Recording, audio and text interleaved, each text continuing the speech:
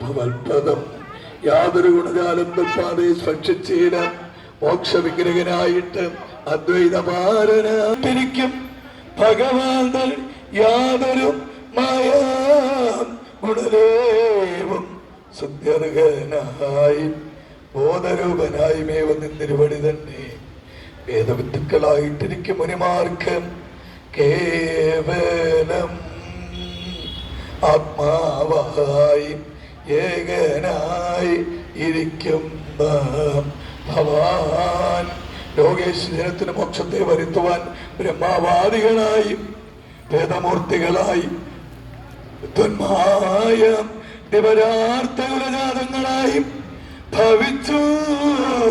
സർവത്തിനും തൊൽപാദം സേവിപ്പാനായി ഭവിച്ചു സർവത്തിനും തൊൽപാദം സേവിപ്പാനായി ഭവിച്ചു നാനാഭേദമൂർത്തിയായി ഏകാത്മകൻ തന്നു ഹൃദയത്തിൽ പരനായി ഏകാത്മാവായി വന്നിടും ഗുരുവിന്റെ ബോധം സിദ്ധ്യർത്ഥനായി ഏകാദ്യാർത്ഥങ്ങളായി ദ്വൈതങ്ങൾ നിത്യമല്ല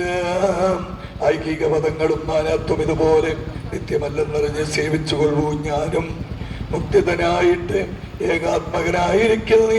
സാത്വികം രഥസമസ് എന്നിവ ത്രിവിധമായി വ്യക്തമായി ത്രിഗുണമായി ഭേദവർണ്ണങ്ങളായി സൃഷ്ടിക്കും സിദ്ധിലേഹേതുകർത്താക്കളായി ഇഷ്ടഭോഗൽ ബാധിക്കും മൂലഹേതുവായിട്ടിരിക്കും നിന്റെ മായലീലയെ ഹരിപ്പാനായി പരമഗുണമായി സാത്വികമയനായി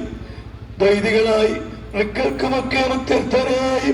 ചിത്തായി ഭവിച്ചിരുന്നിടുക കാരണമായി നിന്തിരുവടി തന്നെ സംബന്ധിച്ചിരിക്കുന്ന സാത്വിക ചിത്തരായി നിർമ്മല കുശലന്മാർ ഭജിച്ച് യജിക്കയാൽ യാതൊരു സേവകന്മാർക്കും ഭജിപ്പാൻ സത്വഗുണം തന്നെ പ്രതിബിംബ പുരുഷനായി ലോകേയം ദ്വൈതാമൃതനായി ഹരിം വരദഭയനായിട്ട് ആത്മസൗഖ്യാത്മകനായി ദ്വൈതഹീനനായി വീവും പരമപുരുഷനായി യാതൊരു വിശ്വമായി